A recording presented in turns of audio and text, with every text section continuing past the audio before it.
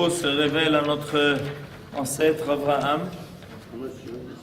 אחר הדברים האלה אשר היה דבר אדוני אל אברהם במחזה לאמור אל תירא אברהם אנוכי מגן לך שכרך הרבה מאוד. On a besoin d'entendre ces promesses aujourd'hui. Après ces faits, la parole de Akadosh Baruch Hu se fit entendre à Abraham dans une vision en ces termes: ne crains point, Abraham, je suis un bouclier pour toi. Alors on peut se calmer.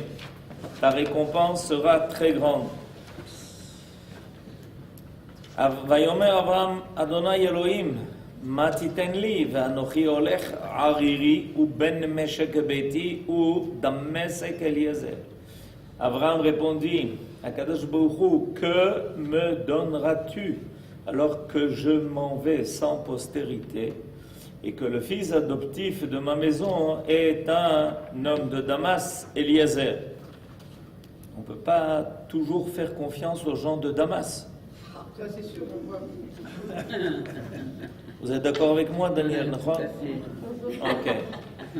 ויאמר אברהם, הן לי לא נתת זרע, והנה בן ביתי יורש אותי.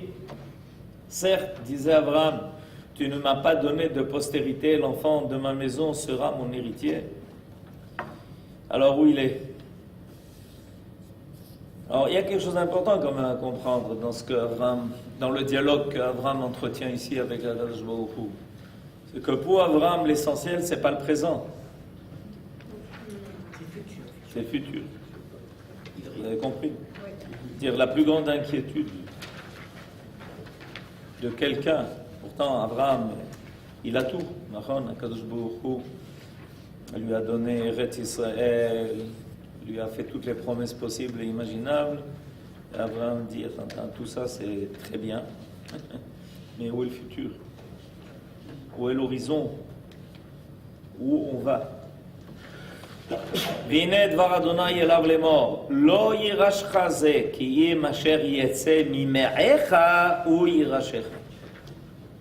Mais voici que la parole de l'Éternel vint à lui disant, celui-ci n'héritera pas de toi, c'est bien un homme issu de tes entrailles qui sera ton héritier.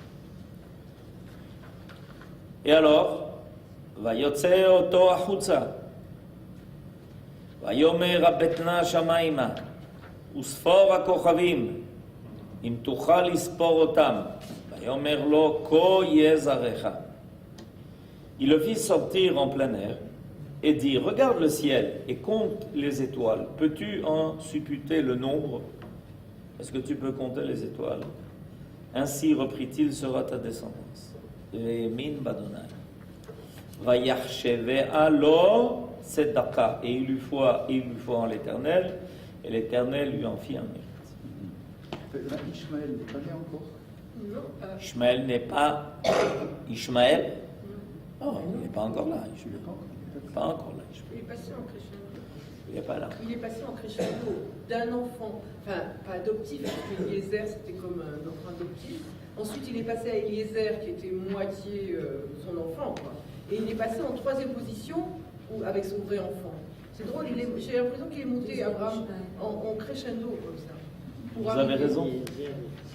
Vous avez raison. Vous avez raison parce que en fait, il est sûr qu'il y a une comment dirais-je, il y a une montée d'Abraham, et nos sages d'ailleurs se servent ici d'un terme très précis dans le verset 5.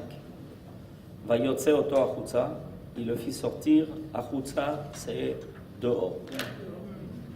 Mais il n'est pas dit en dehors de quoi. En plein air, ça c'est monsieur le traducteur. Mais ce n'est pas ce qui est marqué. Il le fait sortir en dehors. Et la véritable question, c'est en dehors de quoi? Et ça continue. Vayomer. Et il lui dit, Akadosh Baruch Hu donc dit à Abraham, Habetna Hashamayim. Habetna Hashamayim, c'est quelque chose d'intéressant parce que les habit, ça veut dire observe. Donc, observe les cieux. Abetna Hashamaima, et nos sages nous disent que il dit pas Re'e, il lui dit Abet. Abet, c'est quelqu'un qui se trouve en situation, en général, il a un avantage. Il est capable, il est à un endroit, par exemple, il est sur une montagne, et il dit regarde, Abet. Il regarde ce qui se passe en bas. Les habits donc veut dire en fait de haut en bas. Or, comment on peut dire à un homme de regarder les cieux d'eau en bas?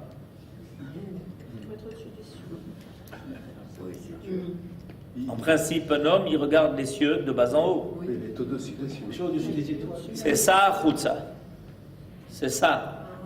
Chutza, ça veut dire, il l'a fait sortir du cadre habituel de la nature sous laquelle l'homme se trouve. L'homme est dominé par un déterminisme naturel. On va appeler ça comme ça. Et Akadosh Baruch Hu le fait sortir de son déterminisme naturel. Et il lui dit, regarde, de là où tu te trouves, tu n'es pas sous les astres, tu es au-dessus des astres. C'est-à-dire de leur influence, de leur capacité de déterminer ta vie, de déterminer ton futur. Et alors, à ce moment-là, compte les étoiles. Les étoiles du ciel et le sable de la mer sont les deux métaphores employées par Dieu dans son annonce à Abraham. Telle sera ta postérité. Cependant, ces deux images représentent des extrêmes opposés. On s'en rend compte? Les étoiles, au niveau de l'homme, c'est la chose qui lui paraît le plus haut. Le sable, c'est ce qui lui paraît le plus bas, puisqu'il marche sur le sable. Alors c'est intéressant, Akadosh Baruch Hu lui dit que sa postérité ressemblera à deux choses qui sont diamétralement opposées. Intéressant. Les innombrables étoiles brillent au firmament dans l'immensité de l'espace et le sable de la mer est foulé aux pieds par tout un chacun. Cette double appréciation comprend une caractéristique du peuple d'Israël. Peuple à la nuque roide, obstiné et volontaire, pour le bien comme pour le mal, tel qu'il se montrera tout au long de son histoire. Israël ne connaîtra presque jamais une existence bourgeoise, paisible, tranquille, uniforme, dovile. Pourquoi j'ai dit dovile? Dovile. C'est pas l'histoire d'Israël. Dovile, c'est pas l'histoire d'Israël. Je sais pas pourquoi tout le monde va là-bas. Son ascendance sera vertigineuse comme sa chute, sera profonde. Soumis et vaincu, Israël éprouvera des souffrances qu'aucun autre peuple ne connaîtra jamais, mais victorieux, triomphant, ayant repris le chemin qui le mène à l'avant-garde, Israël atteindra des hauteurs insoupçonnées. On le voit. Lorsqu'Israël monte, il s'élève jusqu'aux étoiles. Lorsqu'il choit, il tombe jusqu'au sable de la mer. Il y a fait honte. Mais il y a encore quelque chose d'important à rajouter à cela. Effectivement, il y a deux extrêmes.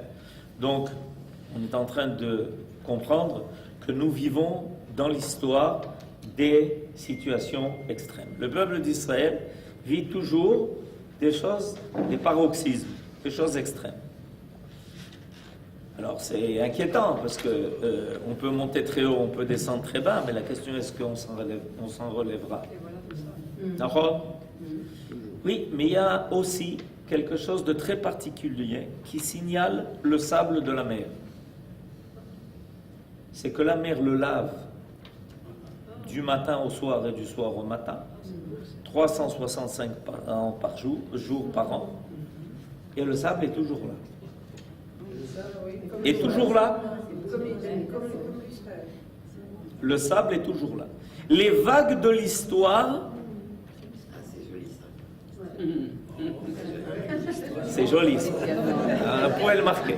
Alors je vous donne, on pourrait le marquer. Les vagues de l'histoire déferlent sur nous. Mais Israël est toujours là. Et il brille comme les étoiles dans la nuit. Et il brille comme les étoiles dans la nuit. Voilà, ça c'est au nom de Rachel. N'oublions pas que ce Shabbat est sur le signe de Rachel. Rachel Imenu. D'accord? Alors donc il y a ici quelque chose d'extraordinaire parce que Akadosh Baruch Hu nous dit écoutez, vous montrez très haut, il va peut-être vous arriver de descendre très bas. Et alors on est inquiet, évidemment, quand on descend très bas on est inquiet.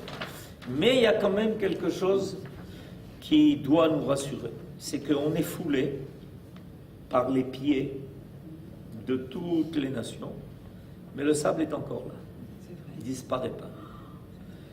Et on tient le coup. Et un jour, finalement, tous ces vagues se calment. Et alors, on est arrivé au rivage. On est arrivé à bon port. On a fini par arriver là où il fallait. Et Akadosh Baruch Hu donne de façon très précise à Abraham la description de l'histoire de ce qui attend sa descendance. Ce n'est pas simplement des paraboles, des métaphores qui sont employées parce qu'on veut dire des belles choses. Non, c'est exact. C'est-à-dire que quand Am Israël réussit, personne n'est capable de comprendre sa réussite parce qu'elle dépasse tout ce qu'on peut, tout ce qu'on peut prévoir. On est comme dans les étoiles dans les cieux, ce qui est aussi très intéressant parce que les étoiles ont la capacité de briller dans l'obscurité. D'accord ? C'est-à-dire qu'on est dans la nuit la plus totale et pourtant il y a de la lumière et la lumière vient des étoiles. C'est-à-dire que même dans les ténèbres les plus profondes, on continue quand même à briller. Et même dans les situations les plus difficiles, on est foulé, comme le sable est foulé par les pieds de tous ceux qui y passent, mais le sable finit finalement par être là. Ainsi sera ta descendance. Le texte emploie l'adverbe ko. Voilà ce que Akadosh Baruch Hu dit à Abraham dans le verset 5. Vayomerlo ko ye zarecha. Or le mot ko, au lieu du mot ken, ce même adverbe se retrouve à l'occasion du sacrifice d'Yitzhak. Nelcha ad ko. Voilà ce que Abraham dit à ceux qui l'accompagnent. Nelcha ad ko. Et à celle de la bénédiction des Kohanim. Ko tevarechu et bnei Israël. Ce rapprochement permet d'interpréter que ta descendance soit telle que le montre l'exemple d'Abraham et de son fils, allant d'un cœur parfait uni, ad ko, jusqu'au lieu du suprême sacrifice en l'honneur de Dieu, et elle méritera alors la bénédiction divine transmise par les Kohanim. Et on a fait le lien entre les trois. C'est-à-dire que Akadosh Baruch Hu attend de nous Messirut Nefesh. Comme le sacrifice d'Yitzhak, comme Abraham qui prend son fils et qui lui dit voilà, toi tu es destiné au Kiddush Hashem. Et on arrive à un endroit, on arrive à un endroit et ça nous détermine, c'est ce que nous sommes. Nous avons en nous cette capacité de Messirut Nefesh. C'est pour ça qu'Akadosh Baruch Hu dit à Abraham Ko yezarecha. Ko yezarecha. Et il eut foi en l'Éternel. Abraham n'avait pas d'enfant, mais il eut foi en la parole de l'Éternel, lui promettant une descendance aussi innombrable que les étoiles du ciel. Il était prêt à attendre l'époque voulue par Akadosh Baruch Hu, sans douter de sa parole. En fait, il dut attendre 25 ans, puisqu'il avait à ce moment-là 75 ans, quand Akadosh Baruch Hu s'est révélé à lui. Il avait 75 ans, comme c'est marqué au début de la paracha. Il a attendu 25 ans pour que cette promesse se réalise. 25 ans de Emouna. C'est pas mal. D'accord ? Comme la valeur numérique du mot ko. Il a attendu ko shanim. Zéo. C'est notre force de la Emouna, le Ko. C'est la force. Et les Kohanim, en nous donnant la bracha qu'ils ont reçu l'ordre de nous donner, nous permettent de réaliser ce que nous devons être. Ko Yezaracha. Et d'avoir cette force de la Emouna qui nous permet de tenir, même lorsque ça réclame de nous beaucoup de sacrifices, pas seulement celui de Yitzhak. Le signe de la vraie croyance en Dieu est la confiance inébranlable qui s'affirme en dépit des déceptions. Et malgré, je vous épargne le mot là, et malgré le fait que toutes les circonstances semblent être opposées à l'objet même de la croyance, comment penser?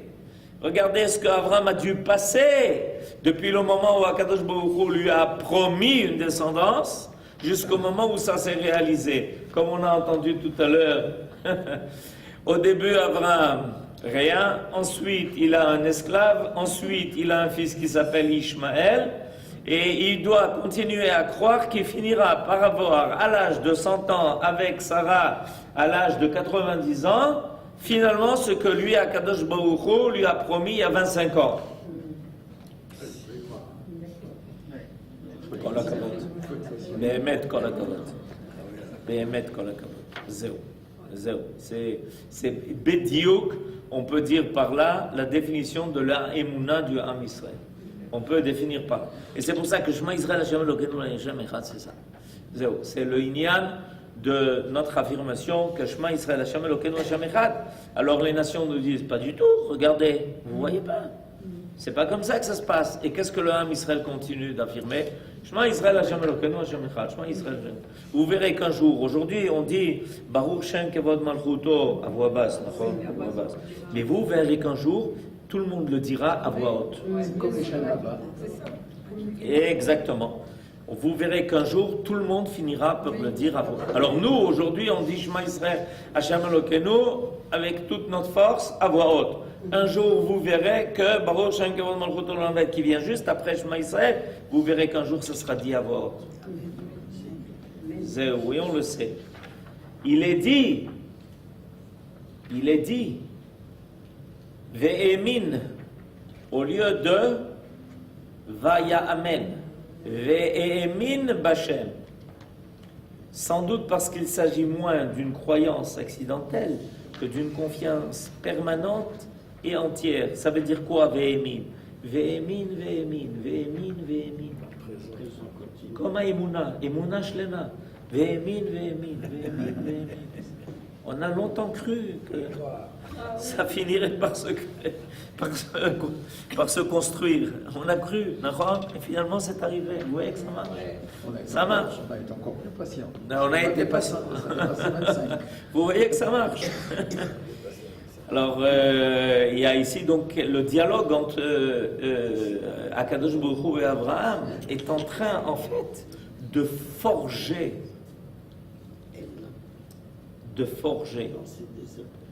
ce qui va devenir la qualité essentielle du Ham Israël.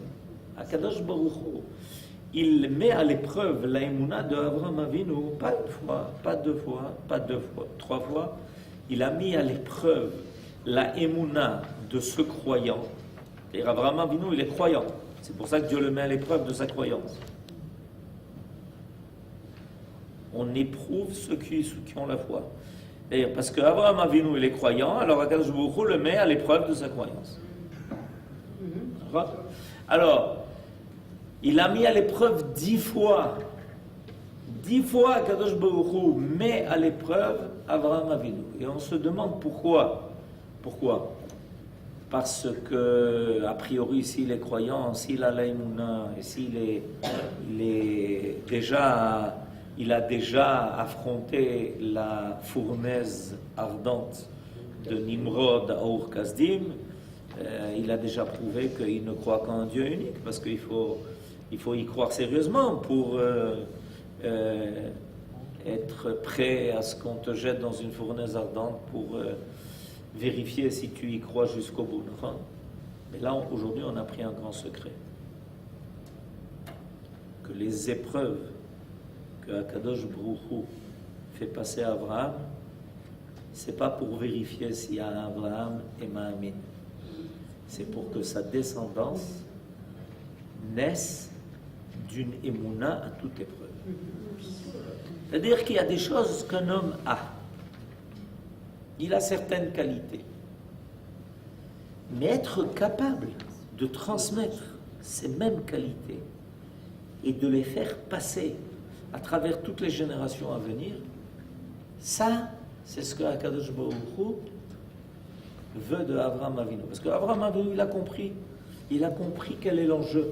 Il a compris que ce n'est pas la réussite de sa propre histoire.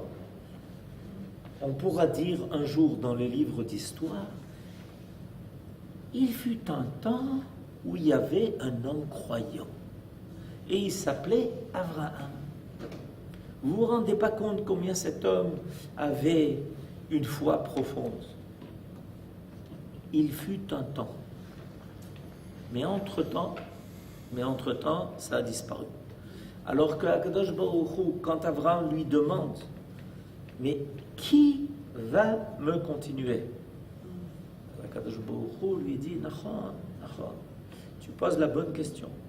Et sache que toutes les épreuves que tu passes, c'est pas pour que j'ai besoin de vérifier quelle est ta foi à toi. C'est pour que tu sois tellement forgé de Emouna que de façon naturelle, ceux qui vont descendre de toi, sortir de toi, vont être faits de cette matière. Ils sont faits d'une matière de Emouna. Ça va être naturel pour eux. Ce que Abraham a fait, ça a été un forgeron de Emouna, un forgeron de foi. Et Akadosh Baruch Hu, à chaque fois, le met à l'épreuve. Et Abraham Avinu affronte cette épreuve. Et finalement, les hommes qui vont le continuer, sa descendance, Yitzhak, Yaakov, les enfants de Yaakov, les Bnei Israël, à travers toutes les générations, ils ont été forgés par les épreuves de la Emouna de Abraham Avinu. Ça leur devient naturel. On amène les gens dans les situations les plus graves, les plus difficiles. Shema Israël Hashem Elokeinu Hashem Echad. Ko Yezaracha. C'est pour ça qu'on dit Srut Avot. Pardon? Srut Avot, ça vient de là? Il y a plus que Srut Avot. Il y a Brit Avot. C'est pas un mérite, c'est une alliance. Et quelle est la différence? C'est que l'alliance, elle est scellée dans la chair, dans l'âme de l'homme. C'est pour ça que ça s'appelle Brit Mila. Parce que c'est scellé dans la chair de quelqu'un. C'est-à-dire que dans notre DNA, on a en fait le koach de la Emouna de Avraham Avinu. C'est en nous. Et c'est pour ça que des fois les gens ne comprennent pas. Makara, Mazé, qu'est-ce qui se passe? Qu'est-ce que c'est ce peuple-là? D'où il a une telle foi? Et comment il est tellement sûr de son avenir? Alors que tous les jours, on met son avenir en péril. Alors que tous les jours, il y a un point d'interrogation sur son lendemain. Et le Ham Israël dit, allez, il faut construire. Pour quand? Pour 1000 ans, 2000 ans, on y est parti. Ko, rappelez-vous, Ko Yezaracha. Ko Tevarchu et Bnei Israël. Shabbat Shalom.